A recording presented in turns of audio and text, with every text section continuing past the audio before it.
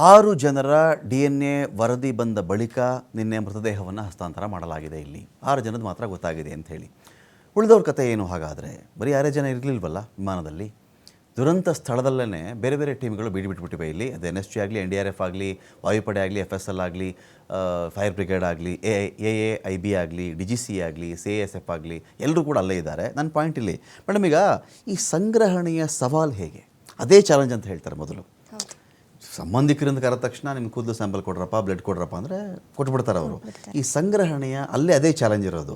ಅದು ಪರ್ಫೆಕ್ಟ್ ಆಯಿತು ಅಂತ ಹೇಳಿದ್ರೆ ಪರೀಕ್ಷೆಗೆ ನಿಮಗೆ ತುಂಬ ಸಮಯ ಹಿಡಿಲಿಕ್ಕಿಲ್ಲ ಅಂತ ಹೇಳಿ. ಆ ಸಂಗ್ರಹಣೆಯ ಚಾಲೆಂಜ್ ಹೇಗಿರುತ್ತೆ ಅಂತ? ಸಂಗ್ರಹಣೆ ಇಲ್ಲಿ ಬಂದುಬಿಟ್ಟು ನಮಗೆ ಇವಾಗ TBS ಸಿಕ್ಕಿದೆ, ಅದನ್ನು ಇಲ್ಲಿ ಬಂದುಬಿಟ್ಟು ಸ್ಟೋರೇಜ್ ಒಂದು ಇಶ್ಯೂ ಆಗೇ ಆಗುತ್ತೆ. ತುಂಬ ಸ್ಯಾಂಪಲ್ ಮೊದಲಿಂದನೂ ಇದ್ದಿರುತ್ತೆ. ಈ ಸ್ಯಾಂಪಲ್ಸ್ ಕೋಲ್ಡ್ ಸ್ಟೋರೇಜ್ನ ಮೇಂಟೈನ್ ಮಾಡೋದು, ಎನ್ವಿರಾನ್ಮೆಂಟ್ ಏನಿರುತ್ತೆ ತರೋದು, ಅದು ಕರೆಕ್ಟಾಗಿ ಎಕ್ಸಾಕ್ಟಾಗಿ ಅವ್ರು ಏನು ಮೇಂಟೈನ್ ಮಾಡಬೇಕಿದೆ, ಇವಾಗ -14 ಡಿಗ್ರಿ ಸೆಲ್ಸಿಯಸಲ್ಲಿ ಇಡಬೇಕಿದೆ, ಅದನ್ನು ಅದೇ ಥರ ಮೇಂಟೈನ್ ಮಾಡ್ಕೊಂಡು ಬಂದರೆ ನಮಗೆ ಈಸಿಲಿ ವರ್ಕ್ನ ಕಂಟಿನ್ಯೂ ಮಾಡ್ಬೋದಿದೆ, ಸಿಗುತ್ತೆ. ಬಟ್ ಒಂದೊಂದು ಸಲ ಅದೇ ಎಕ್ಸ್ಟರ್ನಲ್ ಫ್ಯಾಕ್ಟರ್ಸಿಂದ, ಹ್ಯೂಮಿಡಿಟಿ ಆಗಲಿ, ಟೆಂಪರೇಚರ್, ಇಲ್ಲಿ ಮೇನ್ ಇರೋದೇ ಟೆಂಪರೇಚರಿಂದ. ಸೊ ಅವಾಗ ಏನಾದರೂ ಎಫೆಕ್ಟ್ ಆಗಿದೆ ಅಂದರೆ ನಾವು ಅಲ್ಲಿ ಎಕ್ಸ್ಟ್ರಾಕ್ಟ್ ಮಾಡಿದ್ರು ಸಿಗೋ ಚಾನ್ಸಸ್ ತುಂಬ ಲೋ ಇರುತ್ತೆ. ಆವಾಗ ಮುಂದಕ್ಕೇನು ಮಾಡೋಕ್ಕಾಗಲ್ಲ. ಓಕೆ, ವೆಚ್ಚ ಅನ್ನೋ ಪಾರ್ಟ್ ಬಂದಾಗ ಅಫ್ಕೋರ್ಸ್ ಮೇಡಮ್, ಇಂಥ ದುರಂತಗಳಾದಾಗ ದೊಡ್ಡ ಮಟ್ಟದಲ್ಲಿ ಅದಕ್ಕೊಂದು ಹಣಕಾಸಿನ ನೆರವು ಸಿಗುತ್ತೆ. ಸರ್ಕಾರ ಇನಿಷಿಯೇಟಿವ್ ತೊಗೊಳ್ತವೆ, ವಿಮಾನಯಾನ ಸಂಸ್ಥೆಗಳು ಕೂಡ ಅಲ್ಲಿ ಇನ್ಶೂರೆನ್ಸ್ ಹಣವನ್ನು ಕೊಡಬೇಕಾಗುತ್ತೆ. ಈ ಥರದೊಂದು ಪರೀಕ್ಷೆಗೆ ಖಾಸಗಿಯಾಗಿ ಅನ್ನೋ ಒಂದು ವಿಷಯ ಬಂದಾಗ ತಗಲುವ ವೆಚ್ಚ ಕೂಡ ತುಂಬ ದುಬಾರಿ ಇರುತ್ತೆ ಅಂತ ಮಾತಾಡ್ತಾರೆ. ತುಂಬ ಕಾಸ್ಟ್ಲಿ ಆಗುತ್ತೆ DNA ಪರೀಕ್ಷೆಗಳಿಗೆ. ಇದೊಂದು ಭಾಗ. ಕೆಲವೊಮ್ಮೆ ಈ ಪೋಷಕರ ಪತ್ತೆ ಹಚ್ಚೋದಕ್ಕೆ ಕೋರ್ಟಲ್ಲಿ ಡಿಸ್ಪ್ಯೂಟ್ಗಳು ಬಂದ್ಬಿಡ್ತವೆ. ಈ ಮಗು ಇವರದ್ದಲ್ವಾ? ಹೌದು.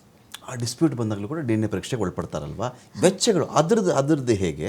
ಶವಗಳು ಅಂತ ಆದಾಗ ಇದ್ರದ್ದು ಟೆಸ್ಟ್ಗಳು ಹೇಗೆ ಅಂತ? ಸರ್, ವೆಚ್ಚ ಅಂತ ಬಂದಾಗ ಅದು ಸಪ್ರೇಟ್ ಪಾರ್ಟ್ ಬರುತ್ತೆ. ನಾನು ಅದರಲ್ಲಿ ವರ್ಕ್ ಮಾಡ್ತಿಲ್ಲ. ಸೊ ಅದ್ರದ್ದು ಏನಿದೆ ಅದು ಸಪ್ರೇಟಾಗಿ ನೋಡ್ಕೊತಾರೆ. ಸ್ಪೆಷಲಿ ಈ ಕೇಸಸಲ್ಲಿ ಬಂದಾಗ ಇದು ಗೌರ್ಮೆಂಟ್ ರಿಲೇಟೆಡ್, ಸರ್ಕಾರಿ ಇದೇನಿರುತ್ತೆ ಇದು ಸಪ್ರೇಟಾಗಿ ಗೌರ್ಮೆಂಟ್ ರಿಲೇಟೆಡ್ ಅಲ್ಲೇ ವರ್ಕ್ ಆಗುತ್ತೆ. ಸೊ ಇದ್ರಲ್ಲಿ ನಾನೇನು ಕಮೆಂಟ್ ಮಾಡೋಕ್ಕಾಗಲ್ಲ. ಓಕೆ, ಈಗ ಮಾದರಿ ಕಲುಷಿತಗೊಳ್ಳುವಂಥ ಸಾಧ್ಯತೆ ಕೂಡ ಇರುತ್ತೆ ಅಂತ ಹೇಳಿ ನೀವು ಸ್ಯಾಂಪಲ್ ಏನು ಕಲೆಕ್ಟ್ ಮಾಡ್ತಿರೋ, ಈ ಮಾದರಿ ಕಲುಷಿತಗೊಳ್ಳುವಿಕೆ ಆ ಚಾನ್ಸಸ್ ಎಷ್ಟು ಮಟ್ಟಿಗೆ ಇರುತ್ತೆ ಮೇಡಮ್ ಇದರಲ್ಲಿ? ಸರ್, ಯಾವುದ್ರ ಪ್ರಕಾರ ಮಾತಾಡ್ತಿದ್ರ? ಲ್ಯಾಬಲ್ಲಿನ ಅಥವಾ ಲ್ಯಾಬಲ್ಲೋ ಅಥವಾ ಆಚೆನೋ ಆ ಥರದ ಚಾನ್ಸಸ್ ಎಷ್ಟು ಮಟ್ಟಿಗೆ ಇರುತ್ತೆ ಅಂತ ಹೇಳಿ? ಸ್ಯಾಂಪಲ್ಲೇ ನಮಗೆ ಥರ ಡೈಲ್ಯೂಟ್ ಆಗಿಬಿಟ್ಟಿದೆ, ಇದನ್ನೇ ಸ್ವಲ್ಪ ಚಾಲೆಂಜಿಂಗ್ ಆಗಿದೆ ಅಂತ ಹೇಳಿ, ಅದು ಲ್ಯಾಬಲ್ಲಿ ಆ ಚಾನ್ಸಸ್ ಇರುತ್ತೆ ಯಾವತ್ತಾದರೂ? ಲ್ಯಾಬಲ್ಲಿ ಅಷ್ಟೊಂದು ಸಿಗಲ್ಲ ಸರ್, ಮೈನಸಲ್ಲಿ ಇರುತ್ತೆ, ತುಂಬ ಲೋ ಇರುತ್ತೆ. ಬಿಕಾಸ್ ಸ್ಯಾಂಪಲ್ಸ್ ಏನು ಕಲೆಕ್ಟ್ ಮಾಡಿರ್ತೀವಿ ಒಂದೇ ಸ್ಯಾಂಪಲ್ ಇರುತ್ತೆ. ಸೊ ಯಾವ ಸಂದರ್ಭದಲ್ಲಿ ಕಲುಷಿತ ಆಗಬಹುದು ಮೇಡಮ್? ಘಟನಾ ಸ್ಥಳದಲ್ಲಿ ಸ್ಯಾಂಪಲ್ ಏನಾದರೂ ಕಲುಷಿತ ಆಗುವಂಥ ಚಾನ್ಸಸ್ ಇರುತ್ತಾ ಅಥವಾ ತುಂಬ ಕಡಿಮೆನಾ ಆ ಚಾನ್ಸಸ್? ತುಂಬ ಕಡಿಮೆ ಸರ್, ತುಂಬ ಕಡಿಮೆ. ಓಕೆ, ಆ ಥರ ಯಾವ ಚಾನ್ಸಸ್ಸು ನಾವಂತೂ ತರ್ಲಿಕ್ಕೆ ಬಿಡಲ್ಲ ಆ ಥರ ಯಾವುದೇ ಪ್ಲೇಸಸಲ್ಲಿ. ಬೇರೆ ಟೈಮಲ್ಲಿ ಇವಾಗ ನಾವು ಸೈಂಟಿಫಿಕ್ ಆಫೀಸರ್ ಅಂದರೆ ನಾವು ಅದಕ್ಕೆ ಕಂಪ್ಲೀಟಾಗಿ ಅಥಾರಿಟಿ ತೊಗೊಂಡಿರ್ತೀವಿ, ಈ ವರ್ಕ್ನ ನಾವೇ ಮಾಡಬೇಕಿದೆ ಅಂತ. ಸೊ ಆ ಟೈಮಲ್ಲಿ ಏನಾದರೂ ಮಿಸ್ಲೀಡಾಗಿ ಬೇರೆ ಅವ್ರನ್ನ ಯಾರನ್ನಾದರೂ ಕರೆಸಿ ಮುಟ್ಟಿದ್ರು, ಇವಾಗ ಅದಕ್ಕೊಂದ್ಸಲ ನಮಗೊಂದು ಪ್ರಿಕಾಷನ್ಸ್ ಇರುತ್ತೆ. ಗ್ಲೌಸ್ ಹಾಕೊಳ್ಳೇಬೇಕು, ಮಾಸ್ಕ್ ಹಾಕ್ಕೊಬೇಕು, ಈ ಥರದ್ದು. ಇದನ್ನು ಬಿಟ್ಟು ಸಪ್ರೇಟಾಗಿ ಓಕೆ ಗ್ಲೌಸ್ ಇಲ್ದೇ ಹೋಗಿ ವರ್ಕ್ ಮಾಡ್ತೀನಿ ಅಂತ ಹೇಳಿದ್ರೆ ಆವಾಗ ತುಂಬ ಚಾನ್ಸಸ್ ಇರುತ್ತೆ. ಸೊ ಈ ಥರ ಏನು ಪ್ರಿಕಾಷನ್ಸ್ ಸ್ಟಾರ್ಟಿಂಗಿಂದ ಮೇಂಟೈನ್ ಮಾಡಿರ್ತೀವಿ ಅದನ್ನು ಕಂಪ್ಲೀಟಾಗಿ ಮೇಂಟೈನ್ ಮಾಡೋದು ಇಂಪಾರ್ಟೆಂಟ್. ಮೈಟೊಕಾಂಡ್ರಿಯಲ್ DNA ವಿಶ್ಲೇಷಣೆ ಅಂದರೆ ಇದು ಹೇಗೆ? ಇದನ್ನು ಯಾವ ಥರ ವಿಶ್ಲೇಷಣೆ ಮಾಡ್ತಾರೆ ಅಂತ ಹೇಳಿ ಮೈಟೊಕಾಂಡ್ರಿಯಲ್ ಅಂತ ಬಂದಾಗ? ಸರ್, ಇದು ಸೇಮ್ STR ಪ್ರೊಸೆಸ್ಸೇ ಯೂಸ್ ಮಾಡ್ತೀವಿ. ಶಾರ್ಟ್ ಟ್ಯಾಂಡಮ್ ರಿಪೀಟ್ ಏನಿದೆ ಅದರಲ್ಲಿ ಫಸ್ಟ್ ಬಂದು DNA ತೊಗೊತೀವಿ, ಐಸೋಲೇಟ್ ಮಾಡ್ತೀವಿ, ಎಕ್ಸ್ಟ್ರಾಕ್ಷನ್ ಮಾಡ್ತೀವಿ, ಆಮೇಲೆ ಬಂದುಬಿಟ್ಟು PCR. ನಮಗೆ ಇವಾಗ ಒಂದೇ ಸ್ಯಾಂಪಲ್ ಸಿಕ್ಕಿದೆ, ಒಂದು DNA ಇದೆ, ಅದನ್ನು ಇವಾಗ ತುಂಬ ಪೆಂಡಿಂಗ್ ಅಂದರೆ 1000 ಟೈಮ್ಸ್ ಎಕ್ಸ್ಟ್ರಾ ಬೇಕಿದೆ ನಮಗೆ. ಸೊ ಆ ಸ್ಯಾಂಪಲ್ಸ್ ಎಕ್ಸ್ಟ್ರಾ ಮಾಡ್ಕೊತೀವಿ. ಇವಾಗ ಒಂದು DNA ಏನಾದರೂ ಹಾಳಾಯ್ತು ಮಾಡಬೇಕು ಅಂದರೆ ಇವಾಗ ನಮ್ಮ ಹತ್ರ ಎಕ್ಸ್ಟ್ರಾ ಸ್ಯಾಂಪಲ್ಸ್ ಇದೆ. ಸೊ ಅಲ್ಲಿ ನಾವು ಪಾಲಿಮರೇಸ್ ಚೈನ್ ರಿಯಾಕ್ಷನ್ ಇದನ್ನು ಯೂಸ್ ಮಾಡ್ತೀವಿ. ಅಲ್ಲಿಂದ ಆಂಪ್ಲಿಫಿಕೇಶನ್, ಜೆಲ್ ಎಲೆಕ್ಟ್ರೋಫೋರೆಸಿಸ್, ನೆಕ್ಸ್ಟ್ ಬಂದುಬಿಟ್ಟು STR, ಈ ಥರ ಪ್ರೊಸೆಸ್ ಹೋಗುತ್ತೆ. ಈ Y ಕ್ರೋಮೋಸೋಮ್ DNA ಇದರ ವಿಶ್ಲೇಷಣೆಗಳು ಹೇಗಿರ್ತವೆ ಅಂತ ಹೇಳಿ? YSTR ಅನ್ನೋದು ಇನ್ನೊಂದು ಟೆಕ್ನಿಕ್ ಇದೆ. Y chromosome particularly present in males. ಈ ಪರ್ಟಿಕ್ಯುಲರ್ ಏನಿರುತ್ತೆ ಅದನ್ನು ಮೇಲ್ ಐಡೆಂಟಿಫಿಕೇಷನಿಗೆ ನಾವು ಜಾಸ್ತಿಯಾಗಿ ಯೂಸ್ ಮಾಡ್ತೀವಿ. ಆ ರೀತಿಯಲ್ಲಿ ನೀವು ಟೆಸ್ಟ್ ಮಾಡಿಬಿಟ್ಟು ಅದನ್ನು YSTR ಮಾಡ್ಬೋದು. ರಿಯಲ್ ಚಾಲೆಂಜಸ್ ಏನೇ ಮೇಡಮ್? ಒಂದು ಫೊರೆನ್ಸಿಕ್ ಈ ಥರದ ಒಂದು ಘಟನಾವಳಿಗಳಲ್ಲಿ ಒಂದು ಫೊರೆನ್ಸಿಕ್ ಒಬ್ಬ ಅಲ್ಲಿನ ಅಧ್ಯಯನಕಾರರಾಗಿ ಅದನ್ನು ಪರೀಕ್ಷೆ ಮಾಡುವವರಾಗಿ ಚಾಲೆಂಜಸ್ ಅನ್ನೋದು ಏನೇನು ಇದರಲ್ಲಿ? Contamination is the first one. Contamination ಅಲ್ಲಿ ಏನಾಗಿರುತ್ತೆ, ಎಕ್ಸ್ಟರ್ನಲ್ ಫ್ಯಾಕ್ಟರ್ಸ್. ಇವಾಗ ಇಲ್ಲಿ ಏನು ಬಂದ್ಬಿಟ್ಟು ಹ್ಯೂಮಿಡಿಟಿ ಆಗಲಿ, ಮಳೆ ಬಂತು, ನೀರು ಹೊಡೆದ್ರು, ಈ ಥರದ್ದೆಲ್ಲ ತುಂಬ ಫ್ಯಾಕ್ಟರ್ಸ್ ಇದೆ. ಸೊ ಅದು ನಮಗೆ ತುಂಬ ಎಫೆಕ್ಟ್ ಆಗೇ ಆಗುತ್ತೆ. ಯಾವುದೇ ಕಾರಣಕ್ಕೂ ಸ್ಯಾಂಪಲ್ಸ್ ಕಲೆಕ್ಟ್ ಮಾಡಬೇಕಾದ್ರೆ ಓಕೆ ಕಂಪ್ಲೀಟ್ ಬರ್ನ್ ಆಯಿತು, ಏನಾದರೂ ನಾವು ತರಬೇಕಾದ್ರೆ ಸ್ಯಾಂಪಲ್ಸ್ ಮಿಕ್ಸ್ ಮಾಡಿದ್ರು ಕಾರಲ್ಲಿ ಬರಬೇಕಾದ್ರೆ, ಅಥವಾ ಸ್ಯಾಂಪಲ್ಸ್ ಹೇಗೆ ತರ್ತಾರೋ ಅದ್ರ ಮೇಲೆ ಡಿಪೆಂಡ್ ಆಗಿರುತ್ತೆ. ಅದೇ ಕಲುಷಿತ ಆಗೋದು, ಅದೇ ಕಂಟಾಮಿನೇಷನ್ ಆವಾಗ ಇವನ್ ಅವ್ರು ಮಾರ್ಕಿಂಗ್ ಕರೆಕ್ಟಾಗಿ ಮಾಡಿರಬೇಕು ಬಾಕ್ಸಸಲ್ಲಿ. ಏನಾದರೂ ಮಿಸ್ ಆಗಿ ಆ ಕಡೆ ಈ ಕಡೆ ಮಾರ್ಕ್ ಮಾಡಿದ್ರು ಅಂದರೂ ಕಂಪ್ಲೀಟ್ ಎಕ್ಸ್ಚೇಂಜ್ ಆಗುವಂಥ ಪರಿಸ್ಥಿತಿ ಬಂದ್ಬಿಡುತ್ತೆ. ಓಕೆ ಓಕೆ ಇನ್ನೊಂದು ಕಡೆ ನಾವು ಇಲ್ಲಿ ಚೆಕ್ ಮಾಡ್ಕೊಂಡಾಗ ಮೇಡಮ್, ಈ ಪರೀಕ್ಷೆಗಳಲ್ಲಿ ನಾನು ಆಗಲೇ ಕೇಳ್ತಿದ್ದೆ, ಈಗ ಎಷ್ಟೊಂದು ಜನಕ್ಕೆ ಎಮೋಷ್ನಲ್ ಆಗಿಬಿಡ್ತಾರೆ ಅಂತ ಹೇಳಿ. ಅಂದರೆ ಗೊತ್ತಿಲ್ಲ ನನಗೆ ಲ್ಯಾಬಲ್ಲಿ ನೀವು ಅದನ್ನು ಹೇಗೆ ಟ್ರೀಟ್ ಮಾಡ್ತೀರಾ, ಐ ಡೋಂಟ್ ನೋ. ಆಗಲೇ ಫೈರ್ ಬ್ರಿಗೇಡ್ ಬಗ್ಗೆ ನಾನು ಕೇಳ್ತಾ ಇದ್ದೆ. ಇಂಥ ವಿಚಾರದಲ್ಲಿ ಎಮೋಷನಲ್ ಫ್ಯಾಕ್ಟರ್ ಅನ್ನೋದು ಏನಾದರೂ ಇರುತ್ತಾ ಮೇಡಮ್? ನೀವೊಂದು ಸ್ಪಾಟ್ಗೆ ಹೋದಾಗ ನಿಮಗೆ ನೀವೇ ಮಾನಸಿಕ ಘಾಸಿಗೊಳಗಾಗ್ಬೋದು. ಈಗ ಸ್ಯಾಂಪಲ್ ಕಲೆಕ್ಟ್ ಮಾಡಬೇಕಪ್ಪ, ಸಪೋಸ್ ನಿಮ್ಮನ್ನೇ ಕಳಿಸಿದ್ರು, ಅಹಮದಾಬಾದಿಂದ ಒಂದು ಟ್ರಾಜಿಡಿ ಆಗಿದೆ, ಹೋಗಿ ಬನ್ನಿ ಶಬಾನಾ ಅಂತ ಕಳಿಸ್ಕೊಟ್ಟಾಗ, ನಿಮ್ಗೆ ಆ ಘಟನಾವಳಿಗಳು ನೋಡಿದಾಗ ನಿಮ್ಗೆ ಏನೋ ಇಂಪ್ಯಾಕ್ಟ್ ಆಗದೆ ನೀವೊಂದು ರೀತಿಯಲ್ಲಿ ಮಾನಸಿಕವಾಗಿ ತುಂಬ ಗಟ್ಟಿಯವರಾಗಿ ಅದನ್ನು ನೀವು ಮಾಡ್ಲಿಕ್ಕೆ ಸಾಧ್ಯ ಆಗುತ್ತಾ? ಹಾಂ ಸರ್, ಯಾಕಂದರೆ ನಮ್ದು ಇದೇ ಫೀಲ್ಡ್ ಇರೋದ್ರಿಂದ ನಾವು ಸ್ಟಾರ್ಟಿಂಗಿಂದನೂ ಫಿಕ್ಸ್ ಆಗಿರುತ್ತೆ. ಓಕೆ, ಫಾರೆನ್ಸಿಕ್ ಸೈನ್ಸ್ ಯಾರೇ ತಗೊಂಡಿದ್ರು ಫಸ್ಟ್ ಕೇಳೋದಿಷ್ಟೇ, ಓ ನೀವೆಲ್ಲ ಪೋಸ್ಟ್ ಮಾರ್ಟಮ್ ಅದರಲ್ಲೆಲ್ಲ ವರ್ಕ್ ಮಾಡ್ತೀರಾ ಡೆಡ್ ಬಾಡೀಸಲ್ಲಿ, ನಿಮಗೆ ಆಗುತ್ತಾ? ಓಕೆ. ಸೊ ಸ್ಟಾರ್ಟಿಂಗಿಂದ ನೋಡ್ಕೊಂಡು ಬರೋದು. ಈವನ್ ಕಾಲೇಜಸಲ್ಲಿ ಕೂಡ ಇಂಡಸ್ಟ್ರಿಯಲ್ ವಿಸಿಟ್ ಈ ಥರದಕ್ಕೆ ತುಂಬ ನಮ್ಮನ್ನು ಮೊದಲೇ ಮಾಡಿರ್ತಾರೆ. ಓಕೆ. ಸೊ ನೋಡಿರ್ತೀವಿ ನಾವು ಕಾಲೇಜಲ್ಲಿ. ಮೇಡಮ್ ಈಗ ನೀವೇನೋ ಕಾಲೇಜ್ ಓದಬೇಕಾದ್ರೆ ಯಾವುದೇ ದುರಂತಗಳಾಗಿದ್ದಾಗ ಅಲ್ಲಿ ಹೋಗಿ ಏನೋ ಟೆಸ್ಟ್ ಮಾಡ್ಕೊಂಡು ಬನ್ನಿ, ಪ್ಲೇನ್ ಟ್ರಾಜಿಡಿ ಆಗಿದೆ, ಇಂಥ ಚಾನ್ಸಸ್ ಕಡಿಮೆ ಇರುತ್ತೆ. ಅಲ್ಲಿ ನಿಮ್ಗೆ ಏನೊಂದು ಲ್ಯಾಬ್ ಅಲ್ಲಿ ಜಸ್ಟ್ ಎಕ್ಸಾಂಪಲ್ ಕರೆಕ್ಟ್ ಸಿಕ್ಕಿರಬಹುದು.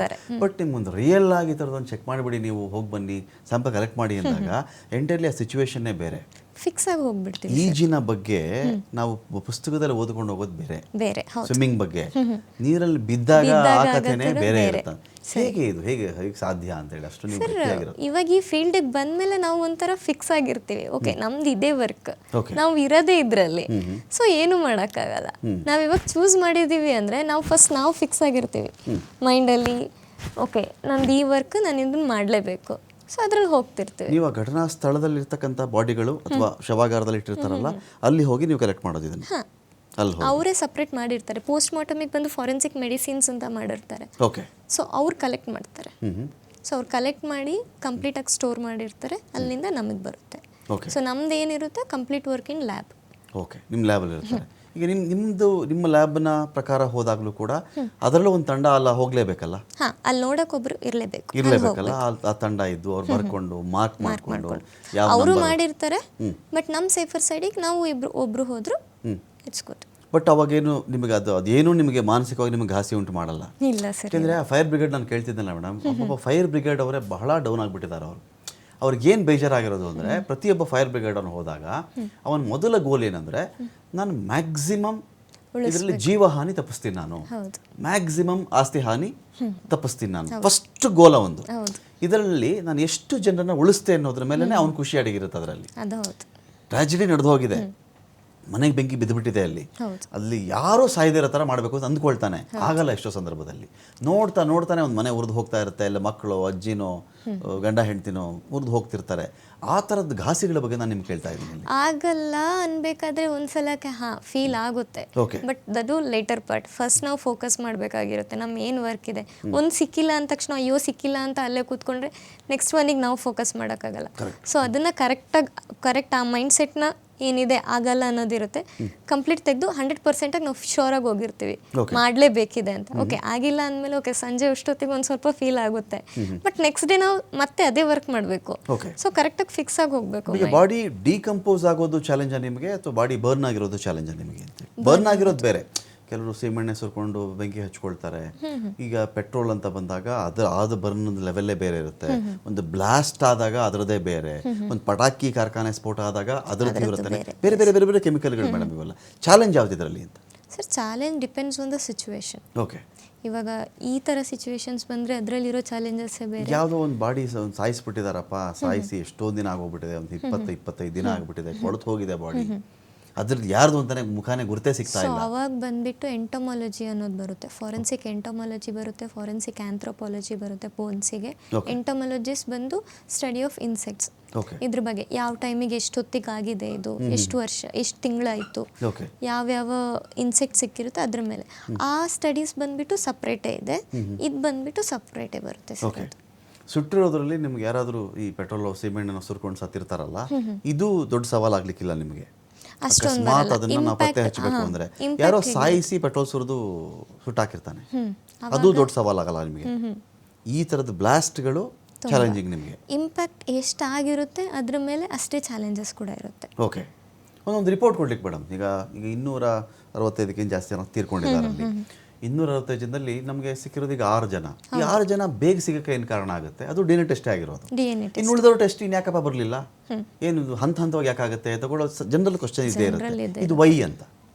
ಇವಾಗ ನೋಡಿ, 4-5 ಜನ ವರ್ಕ್ ಮಾಡ್ತಿರ್ತಾರೆ, ಒಂದೊಂದು ಈಸಿ ಇರುತ್ತೆ. ಯಾವಾಗಲೂ ಹ್ಯೂಮನ್ ಟೆಂಡೆನ್ಸಿ ಅದು. ಓಕೆ, ಈ ಪರ್ಟಿಕ್ಯುಲರ್ ಪರ್ಸನಲ್ಲಿ ಬೇಗ ಆಗುತ್ತೆ ಅಂದರೆ ಬೇಗ ಕಂಟಿನ್ಯೂ ಮಾಡ್ತಾರೆ, ಮುಗಿಸ್ತಾರೆ. ಓಕೆ, ಸೊ ಇವಾಗ ನೆಕ್ಸ್ಟ್ ಏನಿದೆ ಮಾಡ್ತಾ ಇರ್ತಾರೆ, ಬಟ್ ಟೈಮಿಂಗ್ಸ್ ಏನಾಗುತ್ತೆ ಅದು ಡಿಫರ್ ಆಗೇ ಆಗುತ್ತೆ. ಚಾಲೆಂಜಸ್ ತುಂಬ ಇರ್ಬೋದು ಅವ್ರದ್ರಲ್ಲಿ, ಹೇಳೋಕ್ಕಾಗಲ್ಲ.